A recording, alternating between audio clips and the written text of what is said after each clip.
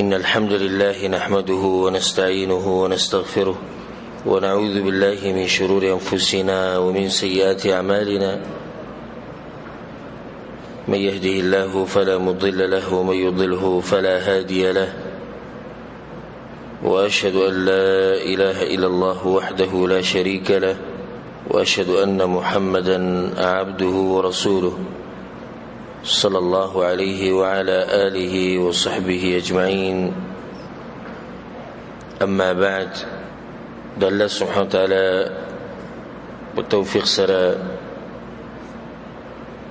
إن شاء الله من رسول صلى الله عليه وسلم د مبارک سیرت درسونه شروع کوو او د دې لپاره چې موږ خپل پیغمبر وپېژنو، بل دا چې د ډېرو ملګرو او ډېرو خلکو ارمانو چې د سیرت بیان کړی شي او موږ یې واورو. زموږ خو خپل ځاني دا ارماني چې هر سم بیان کړه، په د طاقت پورې خبره یي، د وخت پورې، او دا بیانول داسې آسان کار نه، تبصره آسان کار دی چې لکه وروسته سړی لاړ شي بیا تبصره کوي، نو تبصره آسان کار دی او بیانول ګران کار دی. دې کې څه شک نشته، زموږ تجربه ده چې درس کول، کتاب لیکل، د دې لپاره څومره کوشش او محنت پکاري، هغه کسانو ته د هغې پته نشته چا چې دا نه دي کړي. د رسول صلی الله علیه وسلم د پیژنګلو لپاره به دا مبارک درسونه کوو انشاءالله. د رسول صلی الله علیه وسلم سیرت بیانول دم ګران کار دی، او زما په شان ګناهګار سړی به څه بیان کړي، خو موږ خپل کوشش کوو، ځکه چې د یو غټ انسان په باره کې خبرې کول دا ډېره غټه ذمهواري او داسې عام سړی نه و چې موږ د هغه په باره کې خبرې کوو. کله یو سړی د بادشاه په باره کې خبرې کوي نو ډېر احتیاط کوي، غلط څه ونه وي، د غټ سړي په باره کې خبرې کوو نو دا بیا رسول صلی الله علیه وسلم دی،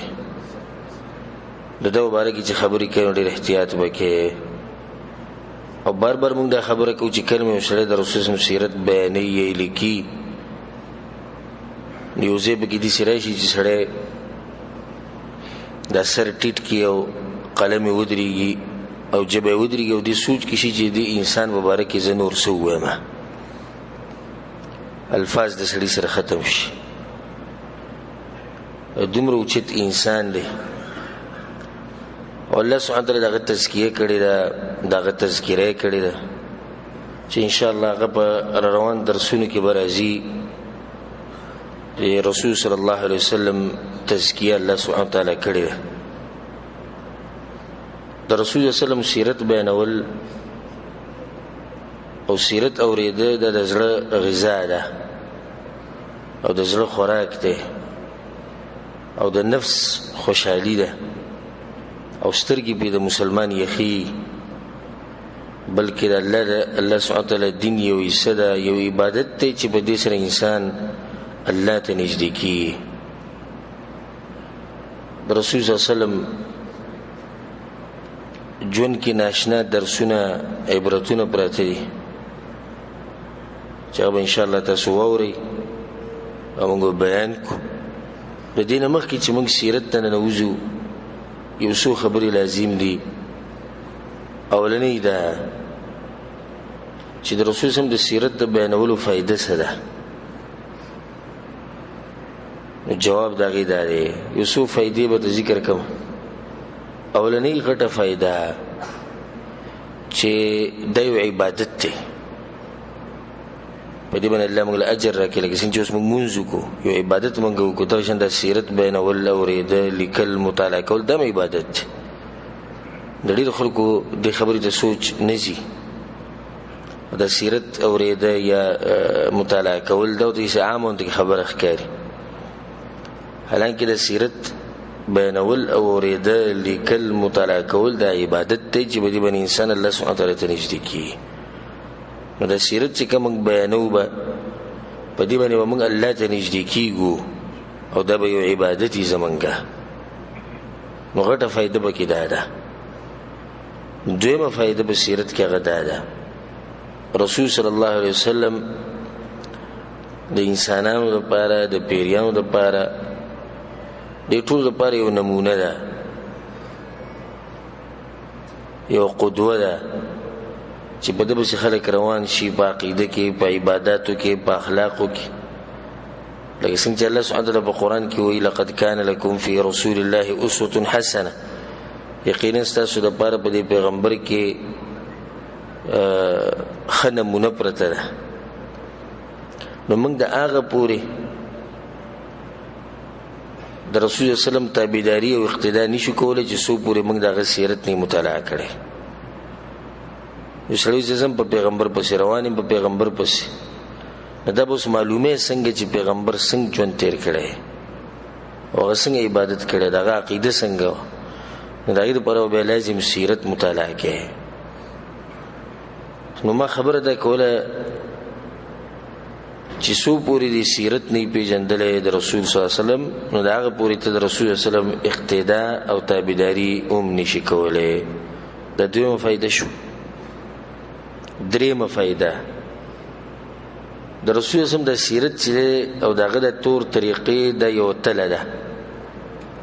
چې باغې باندې موږ خپل اعمال تلو.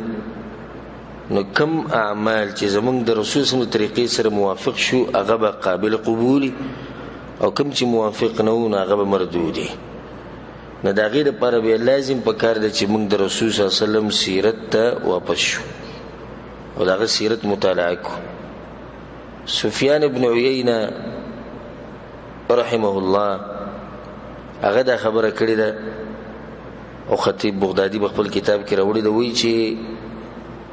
ان رسول الله صلی الله علیه وسلم هو الميزان الاکبر. رسول سم یو غټه تله ده، فعليه تعرض الاشیاء. نو ته چې څه کې دغې تلې ته مخامخ کې على خلقه وسیرته وهديه، د رسول سم اخلاق، سیرت، دغه طور طریقه. فما وافقها فهو الحق وما خالفها فهو الباطل. نو چې څه سره برابر شو بری تله کې هغه به حقي، او چې څه په خلاف شو هغه به صحیح، هغه به باطلي. نو دا یو فایده ده د رسول صلی الله علیه وسلم په دې سیرت بیانولو کې چې موږ ته به د خپلو اعمالو پته ولګي چې موږ به څومره اوبو کیو، زموږ د دینداري څنګه ده، زموږ د عبادت چې کوم روان دي دا څنګه دي، آیا دا به قبول شي د الله په در کې او که نه، آیا دا زموږ د عبادت او د ژوند د طریقې دا هغه شان دي که نه لکه څنګه چې د رسول صلی الله علیه وسلم وي. نو دا غټه فایده ده په سیرت کې، او دا زموږ سره دریمه فایده شو. څلورمه فایده، ته د هغه وخته پورې په قرآن باندې صحیح نشي پوهېدی چې څو پورې تا د رسول صلی الله علیه وسلم سیرت نه مطالعه کړی. ځکه چې رسول وسلم د قرآن په خپل ژوند کې ټول راوستی دی او عمل یې پرې کو. نو چې دا قرآن ته وې د دې ترجمه او تفسیر ګوري، د رسول وسلم سیرت ورسره ګوري، نو ته په قرآن باندې پوه شي. لکه عایشه رضی الله عنها نه چې کله تپوس شو چې د رسول وسلم اخلاق څنګه و، نو هغې وایي کان خلقه القرآن. د رسول وسلم اخلاق څه و؟ هغه د قرآن. په قرآن کې چې څه دي دغه په رسول صلی الله علیه وسلم کې دننه و. نو اوس ته قرآن وي د هغې عملي نمونه هغه څوک ده؟ هغه رسول صلی الله علیه وسلم. بله ده چې قرآن کې چې کوم آیتونه نازلیږي او کوم سورتونه نازل شوي دي د بعضو اسباب شته، لکه د یو حدیثي سره تعلق ساتي، د یو واقعي سره تعلق ساتي، یا چا د رسول صلی الله علیه وسلم تپوس کړی. دا ټولې خبرې په سیرت کې راځي چې رسول صلی الله علیه وسلم په دې ځای کې الله د آیتونه نازل کړو، دغه ځای کې الله د آیتونه نازل کړو، جهاد په موقع یا د منافقانو راښکاره کولو لپاره، یا چا ته تپوسونه وکړو، یا د رسول صلی الله علیه وسلم د بیبیانو مبارک الله دا خبره کړې په دې موقع باندې. دا ټولې خبرې په سیرت کې دننه راځي. نو دلیل شو په دې باندې چې کوم سړی سیرت باندې ځان پوه کړي او د رسول صلی الله علیه وسلم سیرت معلوم کړي، نو دی په قرآن باندې پوهېږي. دا څومره فایده شوه؟ څلورمه.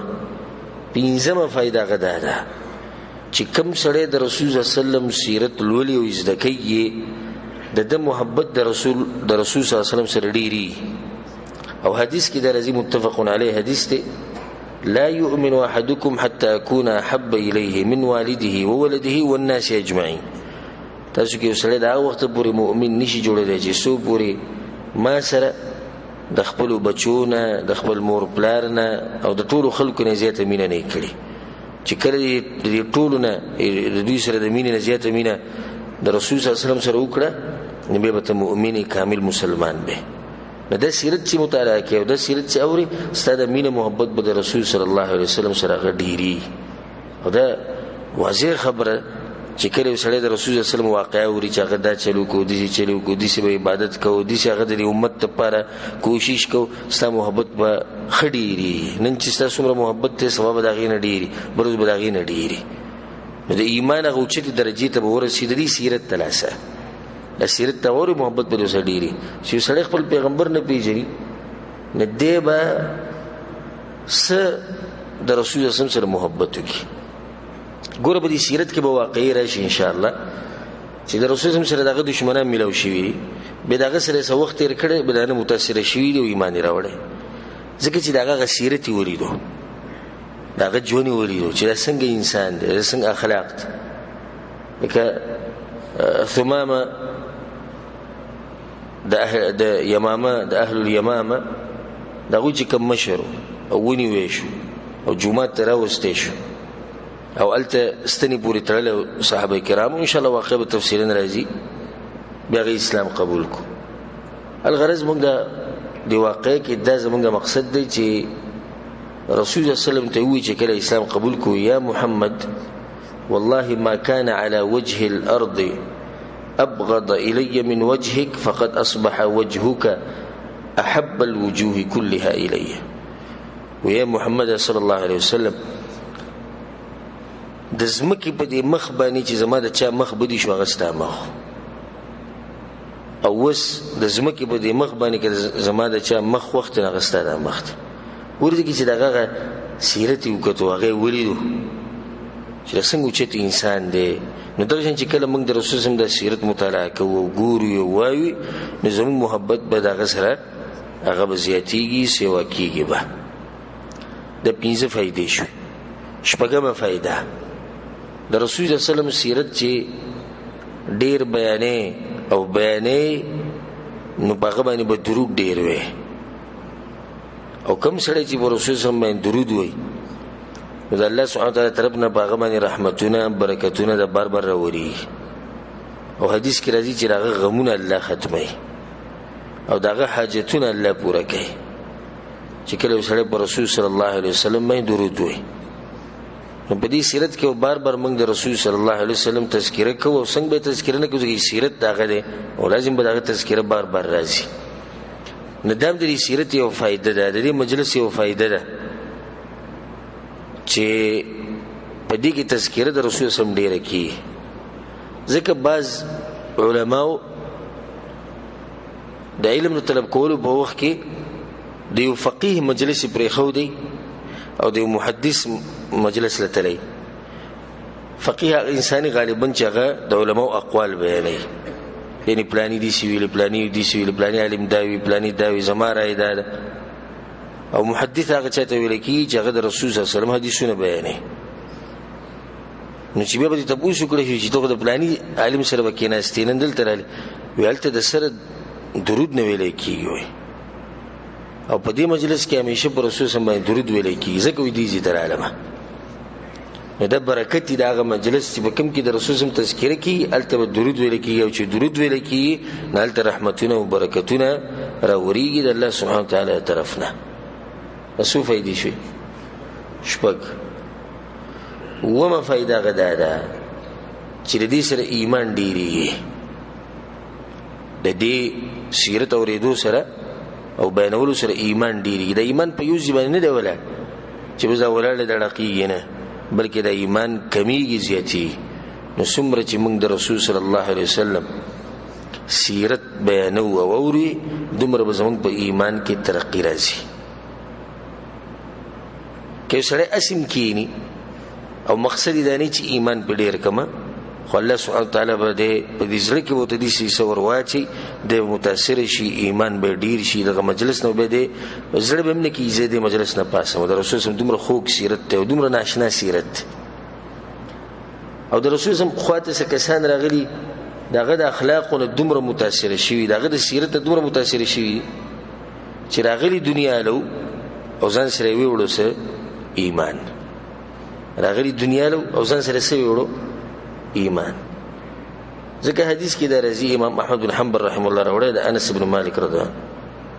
ان رجلا سأل النبي صلى الله عليه وسلم فاعطاه غنما بين جبلين یو کس پر رسول په سراغه او د رسول سم نه غوښتنه وکړه ایز غریب مال سراک رسول الله صلی الله علیه وسلم ور د بيزو ګړو دومره غټ کندک ورکو چې دو غرونو په منځ کې علاقه او دا پوره ډکای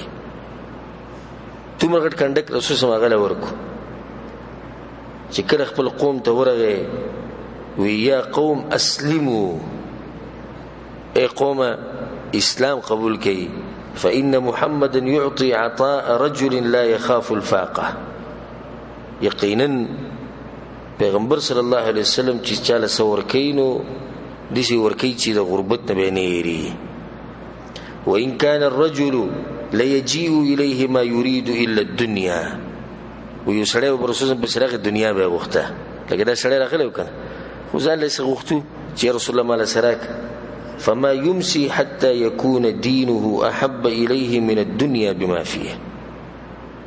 دا سړی برغه برسوس په دنیا به وخته خو چې د رسول الله مجلس نه وته نو دنیا او په دنیا کې چې سدي د دینه به زیاته مینه د بیا د دین سره وا هغه نو متاثر شو ما خبره ده کول چې د سیرت سره ایمان ډیری ستا ایمان کې به ترقی راځي ته کافر راشي پر رسول په سره د اخلاقونو متاثر شي موته مسلمانان یو په هغه باندې ایمان راوړي لازم به د سیرت تلاسه زمون په ایمانونو کې ترقی راځي او زیاتیږي وا و فائدې شو اتمه فائده د رسول صلی الله علیه وسلم سیرت بیانولو سره او اوریدو سره انسان په ټول دین باندې پوښ په ټول دین به پوښ ځکه چې دا د دیرش کالو سیرت ده چې دیرش کال رسول صلی الله علیه وسلم تیر کړي او دا غینه مخکیم دي خو اهم بیا کم کی چې مسائل لی او احکام دی او عبادت دی هغه غوړي چې رسول الله تکر نبوت میلاو شو هغه ډیر اشکال دی د ډیر اشکال کې رسول الله صلی الله علیه وسلم د عقیده د پاره کوشش او مهنت کړي احکام او عبادت جهاد د کفار سره معاملات د مسلمانانو سره معاملات د بیبيانو سره معاملات د کورنۍ مسائل د ملک مسائل د ټول خبرې وبدي کې د ناراضي نو د سیرت چې کله ته واوري او بیان کی او مطالعه کی نه ته په دین باندې پوښ قرآن حدیث تفسیر دا ټول مسلې وبګی د ناراضي ان شاء الله کله سبحانه وتعالى چې جون راکونو ناشنا فواید به تاسو په درسونو کې اورئ ناشنا قیمتي فائدہ د رسول سم یو قدم چې علی اوچته یو لګي بغي کې یو درس او عبرت نو د څه فائدہ شو اته نه هم فائدہ ده د رسول سم په سیرت بیانولو کې او په سیرت اوریدو کې هغه ده چې دعوت طریقه به زده کې دیرش کاله رسول صلی الله علیه وسلم مسلسل دعوت کړي الله سبحانه وتعالی د ایتونو نازل کړو یا ایها المدثر قم فانذر اے صادر اچون کیا او اے کمبل اچون کیا پاسه خلق وې روا وربک فکبر د خپل رب لوی بیان ک رسول الله صلی الله علیه وسلم خدیجه رضی الله عنها توي ويا خدیجه ولا زمن النوم د خوب غزوانه ویلاړه د خوب او د آرام غوخ هغه لړ او هغه چې رسول الله پاسېدل د مرګ پورې هغه په دغه کوشش کې او په دغه مهنت کې د خپل رب لوی بیانول او خلک یې راول د دیرش کالو سیرت چې تووري د رسول الله صلی الله علیه وسلم چې دین ته دعوت طریقه نه زده کین بل به نه زده کې څنګه دعوت رسول الله صلی الله علیه وسلم مشرکانو ته ور کړي د رسول الله طریقه د دعوت د غوی د شبهات او جوابونه د غوی سره معاملات د يهود او نصارو سره معاملات يهود او نصارو له دعوت دشمنانو سره معاملات اغوی ته دعوت خپل بیبيانو ته دعوت خپل ملګرو ته دعوت خپل قام قبيله ته دعوت ټول دنیا ته دعوت پیریانو ته دعوت، دا ټولې خبرې به دې کې دننه راځي. د دې نه یو داعي خپله طریقه زده کولی شي چې زه به څنګه دعوت ورکومه د دین طرف ته. قرآن کې الله سبحانه وتعالی سوی قل هذه سبیلي ادعو الى الله على بصیره. ای پیغمبر ووایه دې خلکو ته چې دا زما لار ده، نیغه لار ده. ادعو الى الله، د دعوت ورکوم خلکو ته د الله طرف ته على بصیره، د علم په رڼا کې، د وحي په رڼا کې. نو غټ داعي په دې انسانانو کې غټ داعي هغه رسول صلی الله علیه وسلم دی. د هغه نه به طریقه زده کې چې څنګه دعوت وکړي، ځکه چې د ځمکې په د مخ باندې غوره انسان دی، او هغه انسان دی چې هغه ته د الله په لار کې سخت تکلیفونه رسېدلي. نو ډېر ملګري دا شکوې شکایتونه کوي چې موږ ته دا مشکل راځي، موږ ته دا مشکل راځي. د دې ټولو مشکلاتو جوابونه هغه د رسول صلی الله علیه وسلم په سیرت کې دننه پراته دي. هغه به انشاءالله موږ ته مخې ته راځي. دا څو فایدې شوې؟ 9. لسمه فایده دا ده چې د رسول صلی الله علیه وسلم د سیرت مطالعه کول د دې سره به ستا چې په رسول صلی الله علیه وسلم باندې کم ایمان دی هغه به ښه مضبوطېږي. ولې؟ ځکه چې د سیرت په خپله د رسول صلی الله علیه وسلم په نبوت د رښتینوالي دلیل دی. دې کې به د رسول صلی الله علیه وسلم معجزې تاسو اورئ، کمې مرستې چې الله د پیغمبر صلی الله علیه وسلم سره کړي د هغه به مخې ته راځي. داسې نور ډېرې واقعې به راځي چې د هغې د لاسه به هغه تصدیق چې کوم د رسول صلی الله علیه وسلم موږ کوو او زموږ ایمان چې کوم په رسول صلی الله علیه وسلم باندې دی هغه به ښه مضبوطېږي او ښه به ډېرېږي. دا لس فایدې شوې، دوه پسې نورې بیانې کړو. 11مه فایده د ژوند خوشحالي هغه په دې کې ده چې موږ د رسول صلی الله علیه وسلم سیرت مطالعه کړو. امام ابن القیم رحمه الله وی فإنه لا سبيل إلى السعادة والفلاح لا في الدنيا ولا في الآخرة. وی نشتی لار د کامیابی او د خوشحالی نه په دنیا کې او نه په آخرت کې مگر دا چې ته د رسول صلی الله علیه وسلم طریقه معلومه کې او په هغه طریقه باندې عمل وکړې. دا د خوشحالی لار ده او دا د کامیابی لار ده. نو دا غټه فایده ده په دې سیرت کې چې د دې د لاسه به الله سبحانه وتعالی موږ ته خوشحالیانې نصیب کړي او د دې د لاسه به موږ ته د کامیابۍ لاره اسانېږي. الله سبحانه وتعالی موږ ته په دنیا او آخرت کې خوشحالیانې نصیب کړي او الله سبحانه وتعالی موږ ته د کامیابۍ لارې اسانې کړي. 12مه فایده د صحابه کرامو مقام پیژندل. ځکه چې سیرت کې به ډېر واقعات راځي، تاسو به اورئ انشاءالله چې څنګه د صحابه کرامو په خپله غریبۍ کې د رسول الله سره مرسته کړې ده. که یو کمزوری دی د بدن نه هغه څنګه مرسته کړې ده، څنګه قربانیانې ورکړي. د مشر صحابي نه واره د ټول نه اخرنی صحابي چې کوم دی د هغه پورې تاسو ته به د هغوی هغه قدر او هغه مقام هغه ښه معلوم شي چې دا څومره اوچت انسانان دي د ځمکې په دې مخ باندې د پیغمبرانو نه وروسته، او څومره قربانیانې زموږ د پیغمبر صلی الله علیه وسلم دپاره ورکړي دي، څومره قربانیانې دوی د دین دپاره ورکړي. داسې ناشنا انسانان. نو د دې انسانانو هغه قدر به هم تاسو ته ښه معلوم شي او ښه به ډېر شي ستاسو په زړونو کې. الله سبحانه وتعالی د دې انسانانو سره زموږ ملاقات په جنت الفردوس کې وکړي. دا یو څو فایدې په تا دی کې 12 فایدې شو. دا فایدې چې سړی واوري نو د هغه شوق ښه ډېر شي د رسول صلی الله علیه وسلم د سیرت طرف ته. بیا دا اهمه خبره ده د خلکو کې چې سړی نظر وچورلی نو د رسول صلی الله علیه وسلم د سیرت په باره کې خلک 3 قسمه دي. اولنی قسم هغه دی او دې خبرې ته اشاره امام ابن القیم رحمه الله په خپل کتاب زاد المعاد فی معرفة هدی خیر العباد په دې کتاب کې هغه دې خبرې ته اشاره کړې ده چې یا خو هغه سړی دی چې هغه بالکل د رسول صلی الله علیه وسلم د سیرت نه لرې دی، ژوند تیری د خپل خېټې سره کار دی، د خپل ښځې سره کار دی، د مور پلار سره کار دی، او د پټو د ځمکو سره کار دی، او داسې ډېر دي. والله العظیم زه په دې خبره قسم خورم چې داسې ډېر خلک به موږ کې چې هغوی د رسول صلی الله علیه وسلم صرف نوم پیژني بس،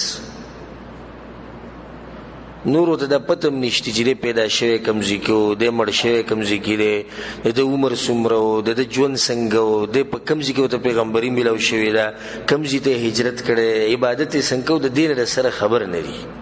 او دا ډیر دي زموږ په معاشره کې، دا ډیر دي. صرف ورته دا پته ده چې رسول صلی الله علیه وسلم نوم هغه د محمد صلی الله علیه وسلم بس. او دې چې پکې مشتي ما تاسو ته واقع او پیر بیان کړو چې د نایي په چاپ کې ناست وم، اول ته یو انډین لګیاو ډېرې غټې غټې خبرې کولې او دین په دې مسلو کې ګوتې والی، په مخ یې نه ګیره و نه برید و، هر څه یې صفا کړي وو، نو غټ غټې مسلې بیانولې. ما ورته وایي ورور ته دومره غټې مسلې بیانې، ته به دین پوهې، دومره خبرې کوه څومره چې ستا مقام یې په دین کې ګوتې مه وه. غوسه شو، ما ته تا ته زه هندو ښکارم، او تا ته زه کافر ښکارم، موږ پېژنو دین او موږ داسې او موږ دغه. ما ورته ویل د رسول صاحب نوم څه دی؟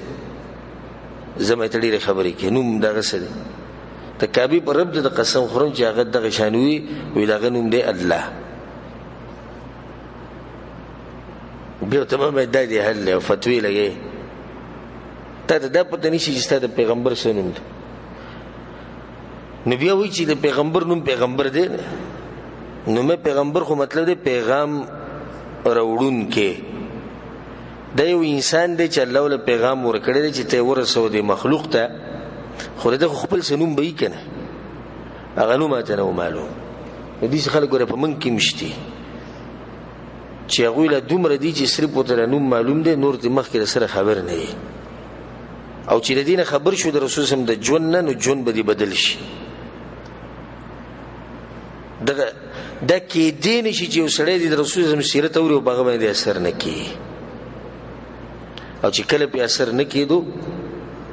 نو دې سړي ته لاسنیوه کول پکار دي، ځکه چې دې پته نیسي چې په کومه درجه باندې دی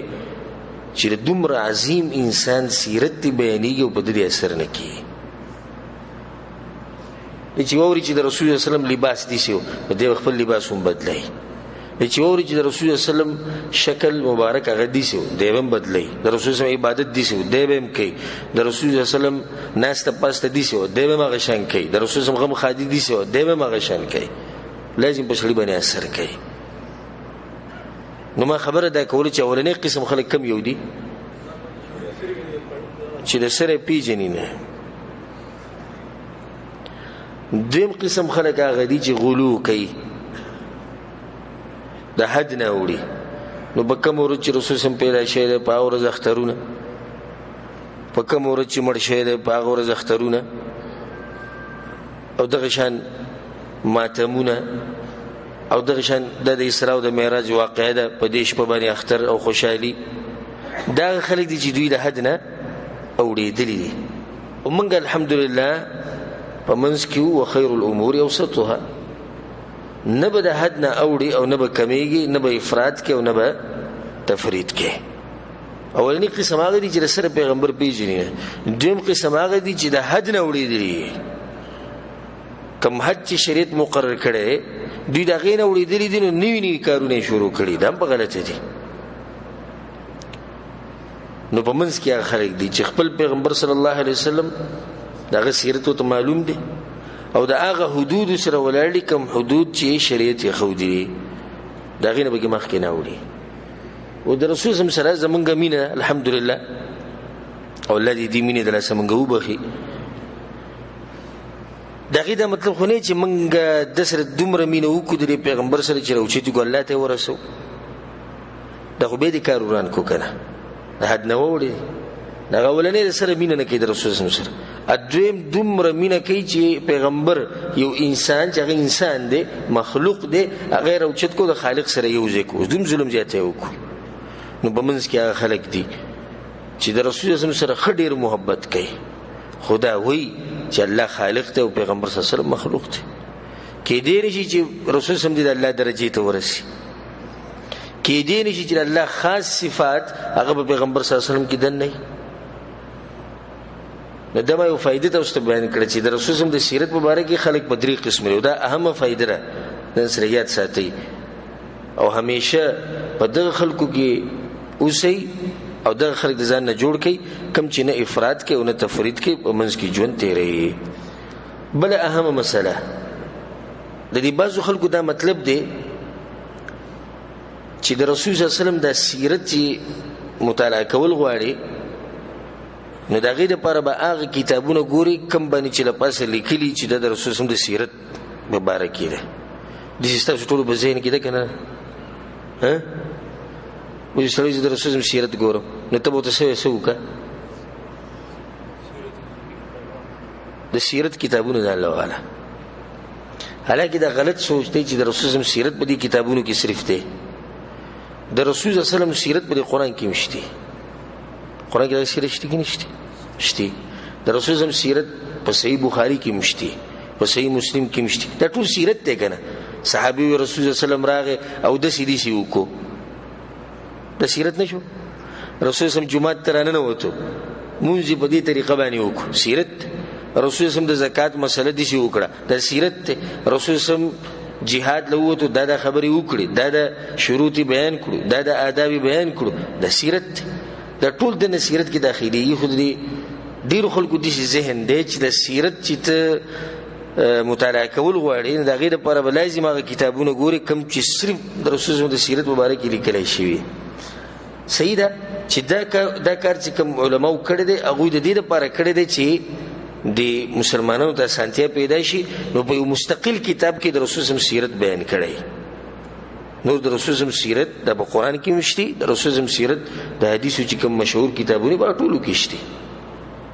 بله مسله دې نه مخکې چې سیرت درسونه شروع شي،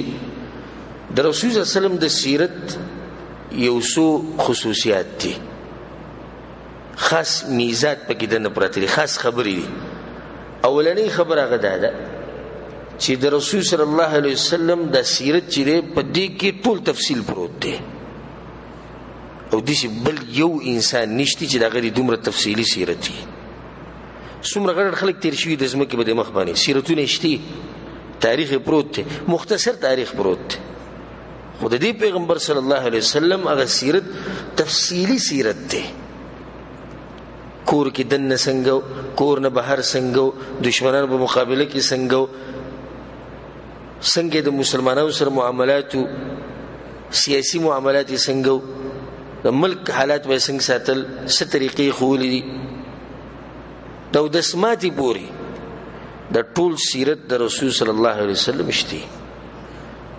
نو دا صرف د رسول صلی الله علیه وسلم د سیرت میزه ده او خاصیت ده چې دې کې دا ټول تفصیل پروت دی. دویمه مسله او دویمه میزه هغه ده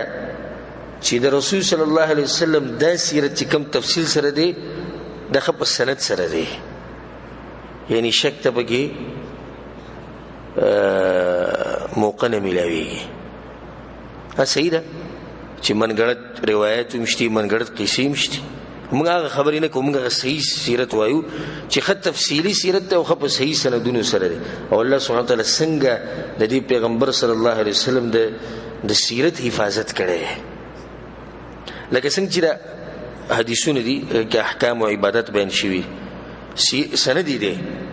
پلانی د پلانی نه اورېدي، پلانی د پلانی نه اورېدلي، هله دا خبرې موږ ته رسېدلي. دغه شان دا سیرت موږ ته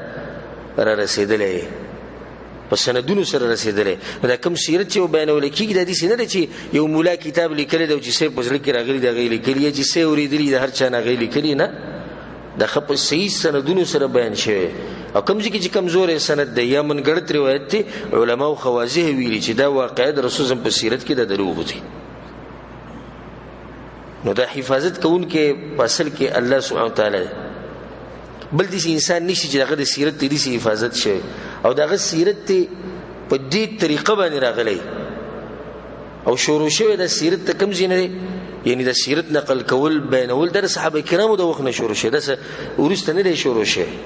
او پای باندې یو دلیل زما په ذهن کې اوس راغی، انشاءالله په دې سیرت کې مخکې په خپله راځي چې عبد الله بن عباس رضی الله عنهما هغه زه وړوکی وم او لاړم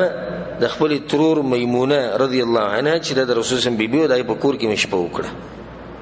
او دا شپه مې وی دې دپاره وکړه چې زه وګورم چې رسول صلی وسلم د شپې څنګه عبادت کوي. دا اوس سیرت را نقل کوي څنګه الله سبحانه وتعالی دې پیغمبر غ سیرت ژوندی ساتي. ورفعنا لك ذکرک، الله وی موږ به ستا دا نوم دا به روښانه کړو، دا به داسې کړو چې همیشه به خلک یادوي، اوس یادوي. ان شانئک هو الابتر، ای پیغمبر یقینا ستا دشمن بې خیره دی. کله چې د رسول صلی الله علیه وسلم د زامن وفات شو، مشرکین په خندا شو، وی دې میراث دی، صرف لونه دي او زامن یې مړه شو، نه دی به بیا څوک یادوي. الله وی دوی ته وایي چې تاسو داسې یئ چې تاسو به څوک نه یادوي، تاسو بې خیره یئ. نه هغه پیغمبر صلی الله علیه وسلم چې د هغه زامن په وړوکوالي کې مړه شوي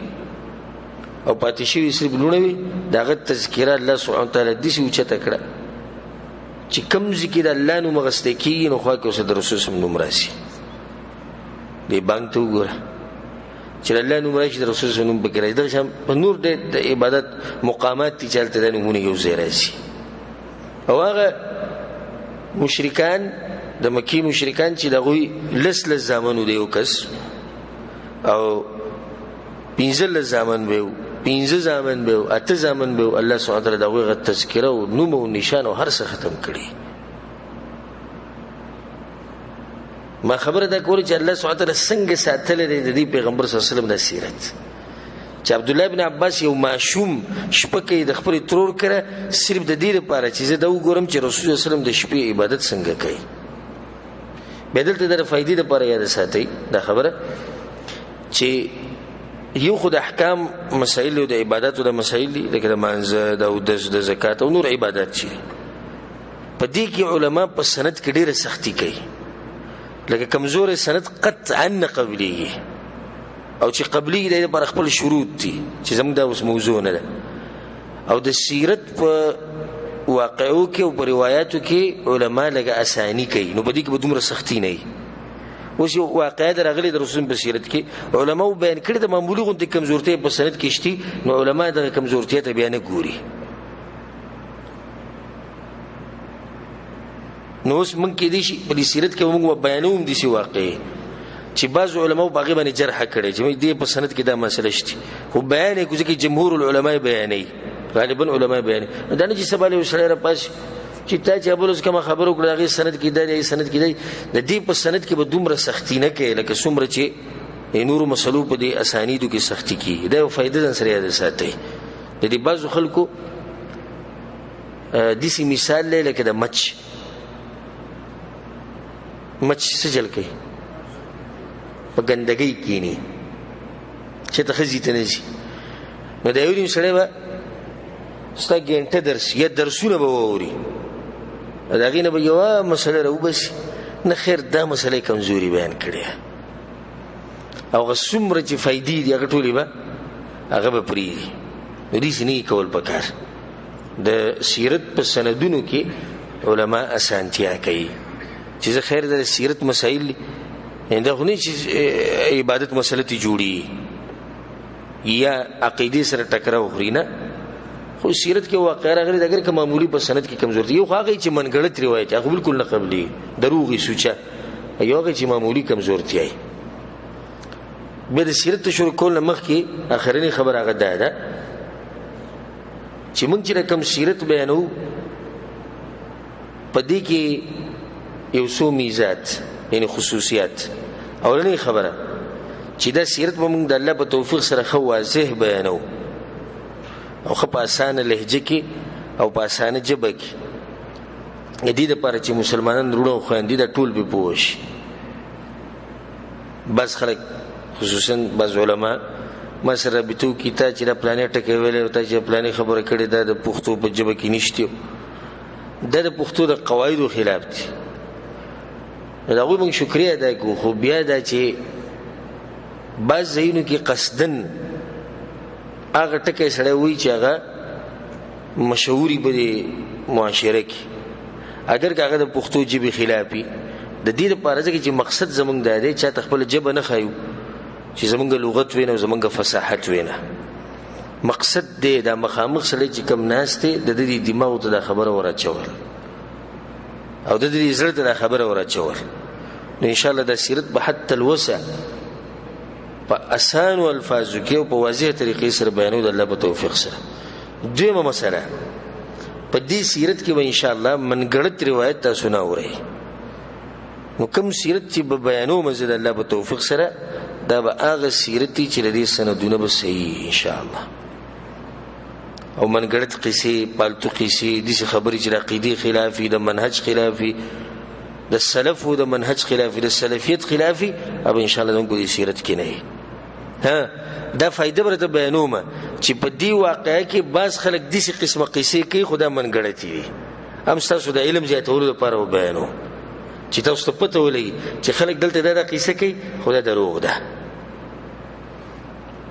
لکه مثال